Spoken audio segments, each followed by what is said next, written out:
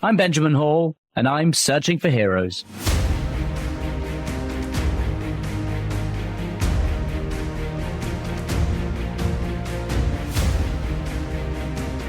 Well, hi everyone, and thanks so much for tuning into the podcast today.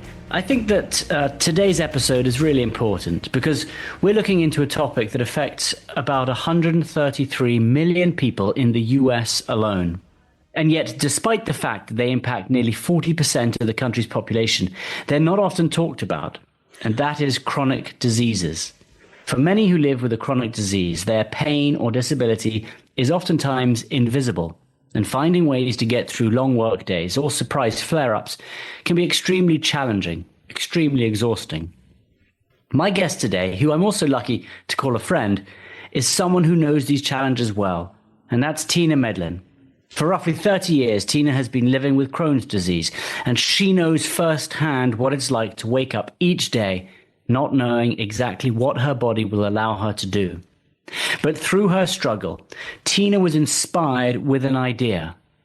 What if there was a way for her to support and create a community for those like her who were living with a chronic disease and looking for others who could understand what they were going through? Eventually, that idea led her to create Warrior Braids Ministry. It's a non-profit organization that works to do exactly that. And while I could go on and on about all the incredible things Warrior Braids Ministry does, why don't I let Tina tell you instead? I hope you enjoy. For the first part of having the disease, I kind of was in the denial. I was in my 20s. And, nothing's ever wrong with us in our 20s. We're invincible. But as life went on, I had more and more complications. I started really getting sick. And so I had to have a few very complicated surgeries. And one night when I was recovering from one of my various operations, an idea came to me, honestly, I was in the hospital bed. And it was kind of like, you need to help others that suffer like you. And I'm like, well, how am I supposed to do that? Because I'm suffering myself. How do I do that? So that was just kind of like the first little bit of, I guess, God starting to expose what he wanted me to do. And then as a couple years went on, it really all started with our Warrior Box.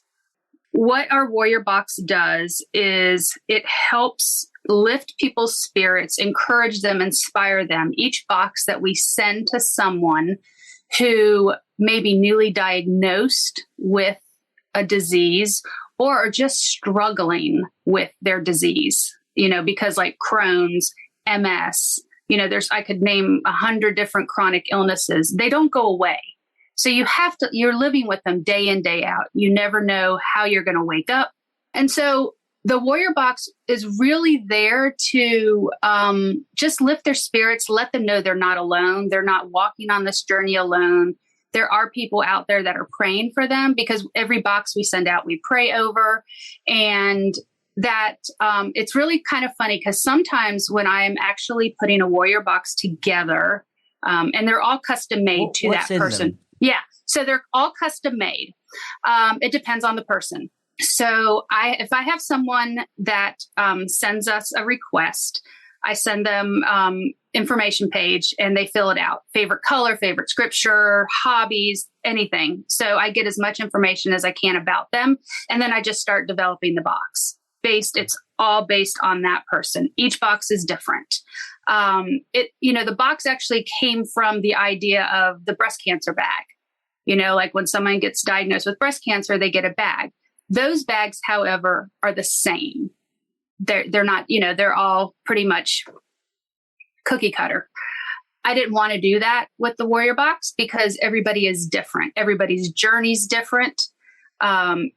Where they are in their journey is different. And so I do find out that bit of information about the person who's requesting the box. So, when you say what's in the box, who knows? It depends on the person. I mean, I've done a few NASCAR boxes. We have, even though we put Christian items in there, they were NASCAR fans. We've done children's boxes. We've done family boxes.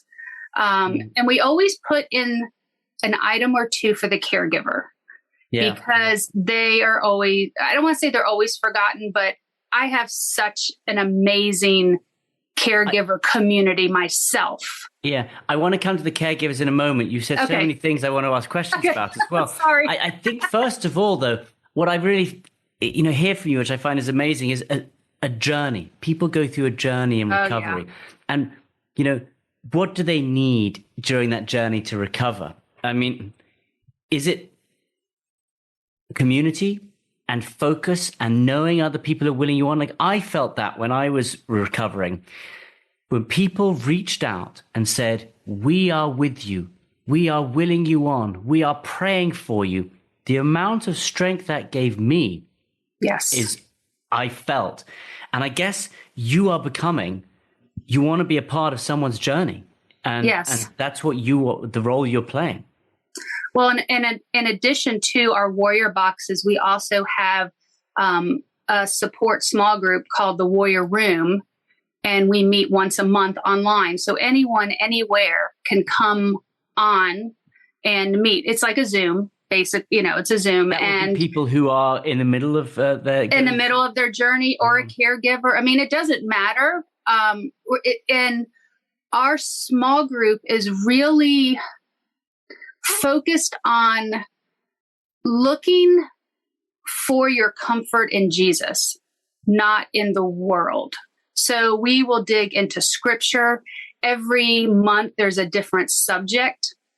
I've done myths of, being myths of having a chronic illness, because, there's a lot of times, I mean, if you look in the Bible, the man who was blind for so many years, they're like, oh, your parents must have done something wrong that, and made you blind. Well, we know that's not true. Mm-hmm. So there's just different people really feel different ways and reasons of why they're sick. Explain to me, and this is a question that I'm always fascinated with. If you have a chronic illness and you're religious, right? People are praying for you. And in your case, for example, do you not question God and ask, in this world with a God who does so much good, why me? Why did I end up with this? How would he have allowed this to happen to me? Have you ever asked that, or do people ask you that? Yes, people do ask me that. And I did ask myself that for a long time. And I have to say my parents have always questioned that, because they're like, we pray every day. We don't understand why God is doing this to you. And what's so funny is, you're familiar with the show Chosen. Mm-hmm. Okay. So there is a scene that really changed everything for me. And it's the scene with Jesus and little James. And he basically asks him, I see you healing everyone else. Why can't you heal me? You want me to go out and heal others, but I'm not healed myself. And Jesus's answer was, because the Father and I trust you that you can share the word and what we do without being healed. Anybody can do it once they're healed because they're healed. Wow. But and you started Warrior Braids Ministry. You started thinking about it while you were still really in the middle of your journey. Did you know that quote beforehand? No. Because I saw that. I guess it's been about 2 years. And when I saw it, like when I was watching Chosen, I cried my eyes out, because it just, everything made sense after that. I was like, oh my gosh. I mean, and I know it's a show and I know it's dramatic, but to me, it said something. And I share that with a lot of people that ask that very question that you ask. You share that with a lot of people, but I suppose one thing that you don't share is the fact very few people in the middle of their recovery immediately start thinking of how they can help. Well, maybe they do start thinking of how they can help others. I mean, I was aware that I had so much support and how lucky I was that I wanted to make sure, and I continue to want to make sure that everyone else had the kind of support I had. Right. But not everyone does that. What is it about you? Where did you get that sort of want, that willingness to want to go and help? Because that doesn't exist as much as I would like it to exist in the world. Is it your upbringing? Is it your faith? What gave you that strength to do that? I think it was my upbringing and my strength, because my journey with Crohn started 30 years ago. My journey with health issues started when I was 12. I actually almost died when I was 12 with a ruptured appendix. So that was like my very first experience of grabbing onto my faith. I was actually pitching softball, and in between innings, I would run into the woods and throw up and go back and pitch an inning. I mean, I was in so much pain. I have very high tolerance of pain, but being in middle school, got to look good. So when I went to the doctor was like, we need to go straight to the hospital. I'm like, no, I need my comic books and I need my makeup. And they're like, no, no, no. But he did finally say afterwards that I would have died before I got back, because I had already had gangrene set through my body. I mean, like, I was really sick and didn't realize it. But I did youth group. Like I said, I saw Pope John Paul II. Faith has always been the center of my life. But I would say probably in the last 2 decades, it's just gotten stronger because of my illness. Yeah. Because who else am I going to go to? I mean, like, we know he is the healer, and I don't know anything else. Because I was just going to ask. I was going to ask, because I experienced it. Does going through an illness, does going through something difficult or something traumatic, does it make you stronger?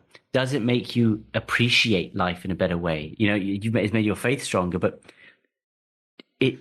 is that always the case? Does it make everyone stronger, or does it make one kind of people stronger, and does it really bring others down? Because, some people have resilience, some people don't. And I'm fascinated by who does come out of it stronger, right, and who just thinks they've lost a lot, as opposed to who thinks they've gained a lot. There's so much to still enjoy. I think you can go in 2 different directions. I mean, I've had physicians that have followed me for decades ask me how I am still positive. I mean, you don't have enough time on your show to hear everything that I've been through, but I mean, it's been pretty brutal.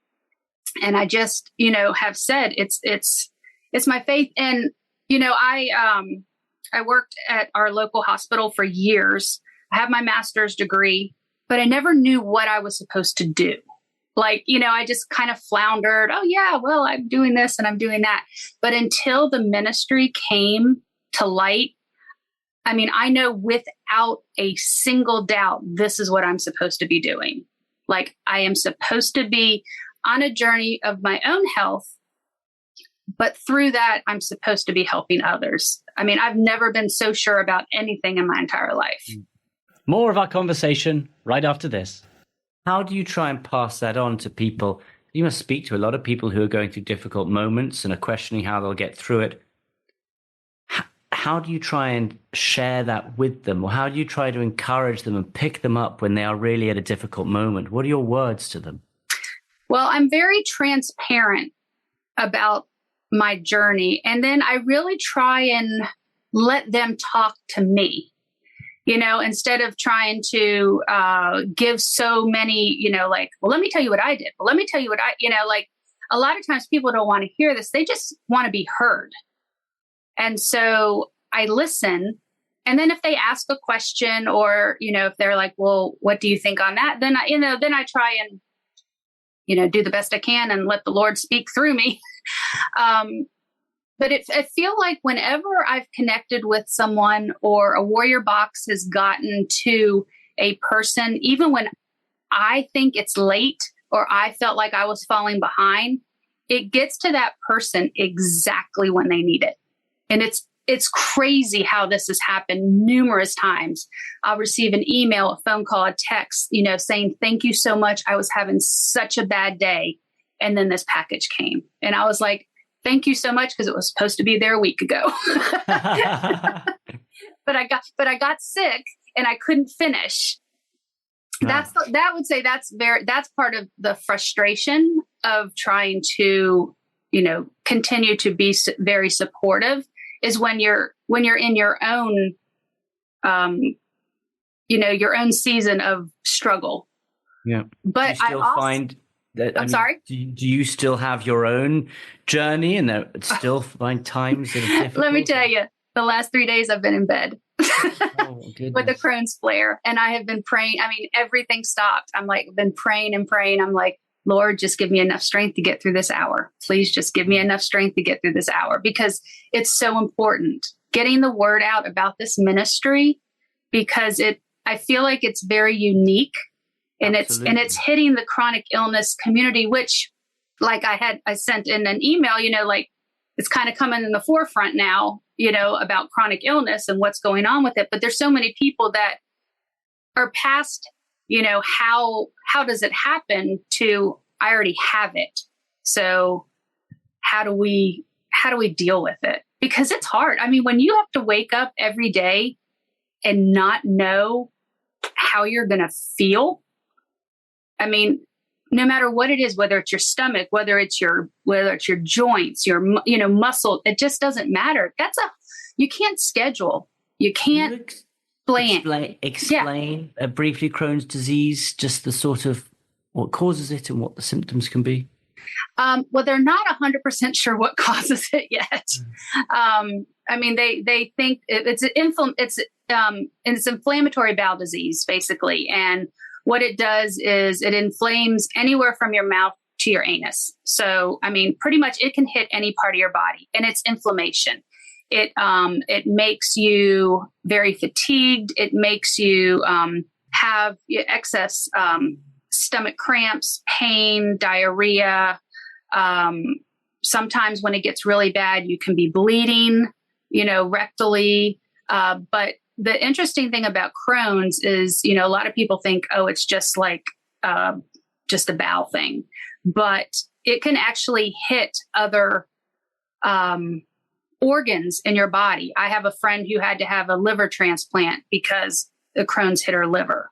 So it's a pretty, I don't want to say scary. I mean, it's just a very interesting disease that they have medicines to help allow the disease to, simmer down per se, but they don't have a cure. There is no cure. Like for me, my Crohn's got so bad that they had to remove my colon, part of my small intestine, and my rectum. And so now I live with something called an ostomy bag. And so that sits on my side, and I no longer have my rectum is all sewn up. So it's called a Barbie butt. That's what they call it. So that's like permanent. Yeah. I suppose that may have been TMI. No. I think that's exactly what our listeners need to understand about this. And I wonder if, like, when I was recovering, I kind of knew that I would get prosthetic legs. I would patch up my eye, everything would be patched up, and then I kind of would go home, and that would kind of be it. And then I would kind of keep going. But I think with something like Crohn's disease, the mental strength to know that you will always have it. I can't quite understand that. To know that there will always be something, that takes a really strong mind to just realize, okay, this is going to be a part of my life forever. I will forever be in some kind of discomfort or pain. Do you think about that? And do you have to sort of acknowledge that in a way, or come to terms with it? Or do you just try and, I don't know how you think about that? Well, that is a big part of Crohn's disease and any other chronic illness. And that was actually another reason why I started Warrior Braids Ministry, is because I wanted to have a community for those that, are suffering. So they had an outlet. They had a place where they could, bounce their fears, bounce their doubts, and bounce their wins off of other people. Years ago, I was at a advocacy bit in Washington, D.C. I go there and advocate for people with Crohn's and colitis through the foundation. And that was one thing years ago that I felt wasn't being touched, was the mental health side of having a chronic illness. Yeah. And so I was a newbie And I just went up to the CEO at the time and said, look, I have Crohn's and this is how I'm feeling. And I really think that mental health needs to be, in the forefront, because there's a lot of people that are struggling. I mean, I've seen people that are like, I don't even want to live anymore if I have to get an ostomy bag. And I'm like, what? Like, that saved my life. Like, you have so much more of I have more of a life, even though I still deal with a lot of complications. I have more of a life and I'm still here. And there's a reason I'm here. Like that comes back to what we were saying earlier. There are two different kinds of people. You have seen how lucky you are and what the good it's given you. And others people just think that it's just done nothing but take away from them. And so when you talk about mental health, gosh, maybe that's like one of the most important things we're talking about. That's what your ministry does. And imagine when you get together every week, you probably don't know what you're going to hear from everyone. No. They're either going to share the great news that it's been really good, or they're going to share the bad news it's been really bad. And it seems like a difficult roller coaster. It is. I mean, it really is. And not just for us, but the people that live with us, like my husband, my kids, my parents, just having them watch, a person they love go up and down and up and down. It's like, what kind of day is she going to have? Are you sure you want to plan that far ahead? That kind of thing. Or, the last 3 days, my husband's like, are you sure you're okay? Do we need to, go to the hospital? I'm like, no. It's like, I know my body well enough. I'm like, no, I don't need to go. I ask, do you plan vacations? Like yes. Actually, we're actually going to the mountains this week. But what's interesting is I already did research on the hospital. Oh, wow. Yeah. I found the closest hospital, like where's the hospital going to be? How long does it take to get there? Only because I think more because of how I'm feeling. Yeah. I always want to know. Well, before I had an ostomy bag, I knew where every bathroom was. You adjust, I guess. And like I said, when I was in my 20s, I was in denial. And so I do try and help those that are younger to try and accept what they're going through, because it makes the journey a lot easier. Yeah. In my latest book, I talk about the few things you do when you go through something. And I start off with adjust and adapt, accept and acknowledge what you've got, right. First accept it. Then you adjust, and then you just have to, it's a new way of life, and then embrace that. That's going to be your life, and embrace that kind. Well, I just want to help other people. I just feel, if I want to put it in a sentence or two, I really feel that my Crohn's, my journey, I have liver disease because of meds I've been on, but it's a gift from God. And I say that because if I didn't have all this going on, the ministry would have never been born. Yeah. Like, this would have never happened. My life, when I was young and I got my master's and this and that, I'm like, oh, I'm going to be CEO of this, I'm going to go up the corporate ladder and all this kind of stuff. And it's like, now I look back and I'm like, well, that was silly. That wasn't your purpose. That's not what God wants you to do. This is what he wants you to do. Yeah. You focus also, we talked at the beginning about on caregivers as well. Yes. And I think that, they get you through the worst. And they sacrifice so much as well. So talk to me a little bit about caregivers and, why at Warrior Braids, that's something that you focus on. Well, because, a lot of times caregivers are forgotten. A lot of people are like, we're praying for you. We're praying for your surgery. We're praying for your diagnosis. But they forget about the people that are surrounding around that person that's close to them, the caregiver. I would say the best example I can give about a fantastic caregiver, along with my husband, my parents and all that. But my oldest daughter was a freshman in college when I had to have my rectum removed. And instead of going on spring break, she stayed with me to help with that, dealing with the the recovery of that, which was not a fun recovery by any means.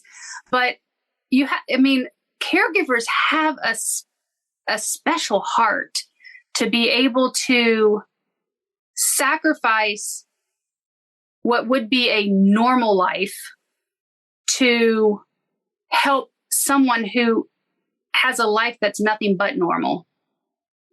And I say that like to my husband all the time. I say I feel so bad for him because he has to, I say, you have to live with me.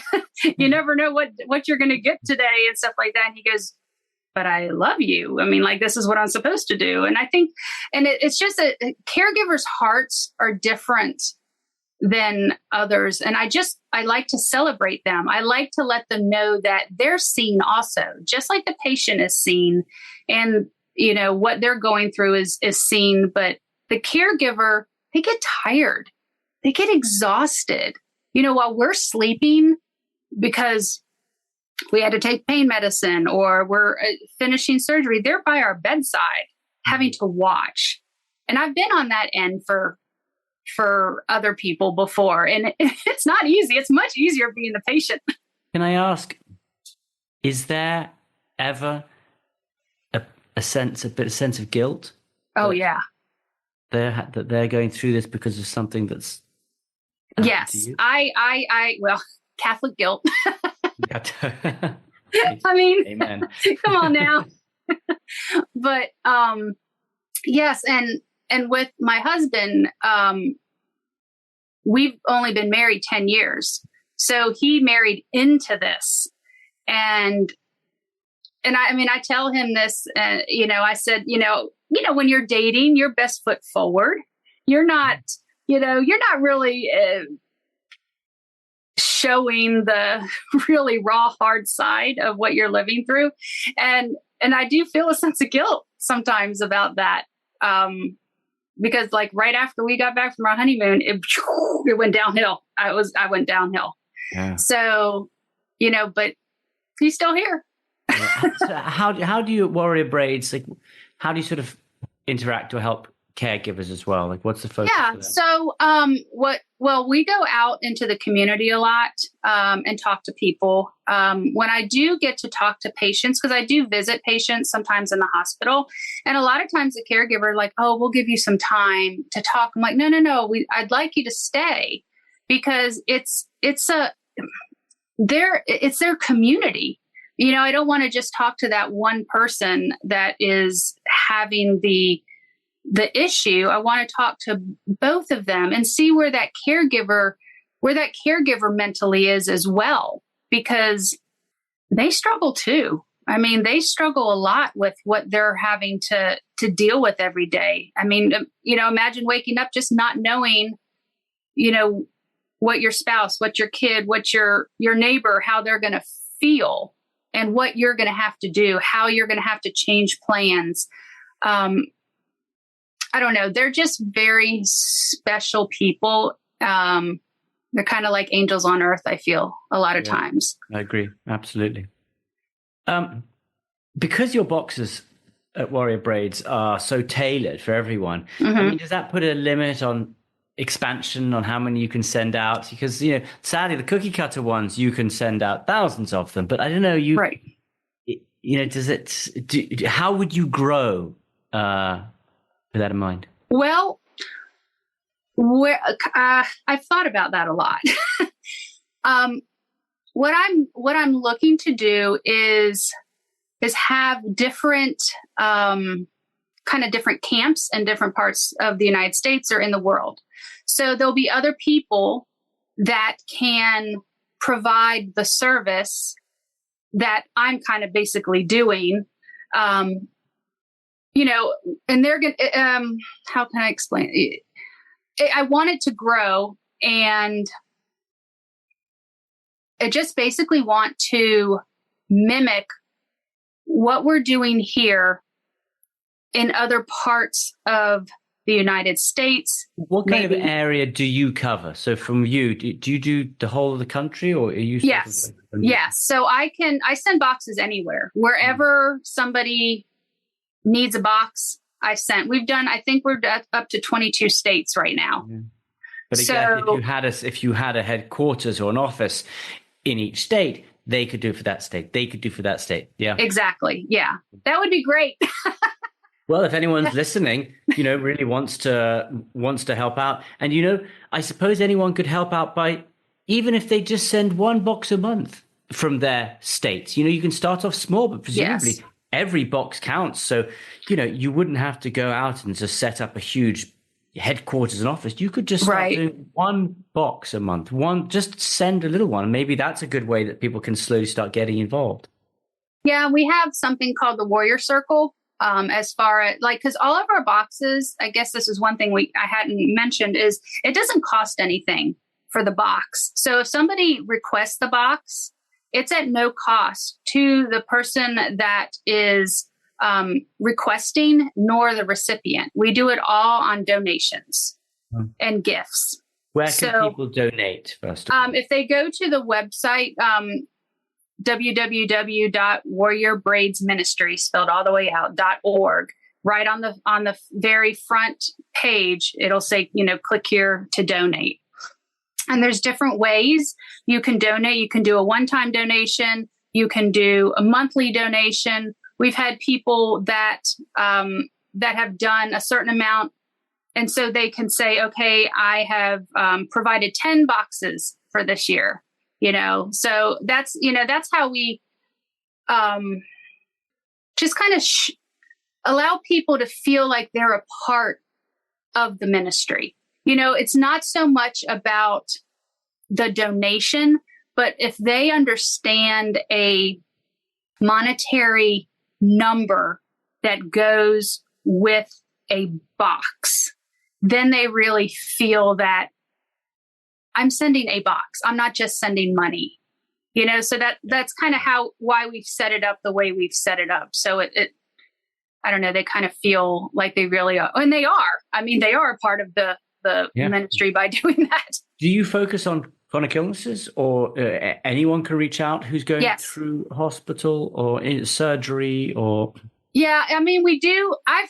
I really honestly have had just about any kind of disease or incident. I mean, I did have a person whose husband struggled with seizures, but ended up in a motorcycle wreck. And so, of course, we sent a box. There's really, at this point, we're really just sending them, as long as we get the information about the person. So we're kind of vetting in that sense. Yeah. But yeah, I just feel that if someone's reaching out and we're getting their information and it seems to be vetting correctly, then God is meant for them to have a box. Yeah. I don't know. Maybe I'm naive. I'm not sure. I just want to help people. I just want people to, feel like they're just not alone in this journey, because it can be so lonely. Yeah. No, especially if you don't have the support. Yeah. So I suppose to finish this up, I mean, is there a message or something that means so much to you from the work you've done, for what you're doing, and to the people who you help? How would you sort of sum all that up? I would just say to keep your eye on Jesus, and that you are absolutely not alone. There is a community out there. There are people that want to help, that want to pray, that just want to help you get through this journey until your journey is over and you're completely whole again. Amazing. Tina, what a great, great pleasure to see you again. And I'm so in awe of what you do. And for anyone who's listening, warriorbraidsministry.org. Yes. You can help. And there's so much for you to learn about on there. And we didn't have time to talk about your scholarship either. Oh, yeah. Well, that's on the website as well. But briefly, that is designed to help students who are impacted by chronic illness as well. And so, you are really trying to reach out to everyone who's helped, who is affected.